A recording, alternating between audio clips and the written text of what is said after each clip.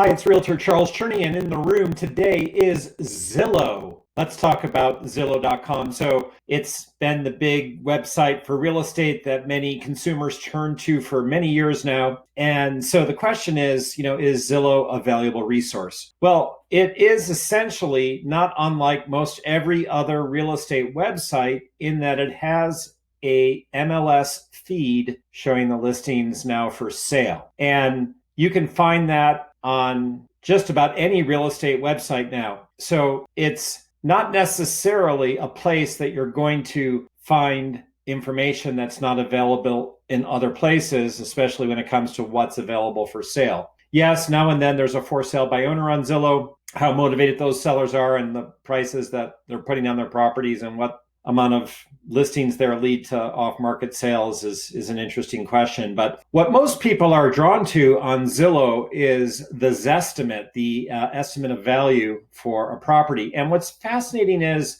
that in thinking back over 20 plus years as a top agent in Cambridge and Somerville, Massachusetts, I have not found that the Zestimate is necessarily a meaningful number. So if you look at, say, a list of properties now for sale, it's consistently the case in the Cambridge and Somerville market that most all of the Zestimates are some version of the list price. And if there's an adjustment in the price, the Zestimate changes with the change in the list price. So I'm not sure that I'm finding much value in that. The same thing can be said for the Redfin estimate, which tends to hover right around the list price, typically a little over the list price. Look, the reality is if you're a consumer and you want to know the value of a home in your market, you need to turn to a real estate agent with knowledge and experience of the market who can look at relevant comparable sales as well as those listings that are pending and active that all together paint a picture of a range of value for any specific home. Look, no one has a magic wand. And no one can say with certainty what a home will sell for. It's ultimately determined by the market, where a ready, willing, and able buyer makes an offer that a seller chooses to accept, and that determines ultimately market value. That being said, of course, buyers in the market are trying to develop a better sense of the value of the home they're considering making an offer on. And I don't mean to suggest in the future artificial intelligence won't get to a place where it is incredibly accurate. But for the moment, as I make this video in 2020,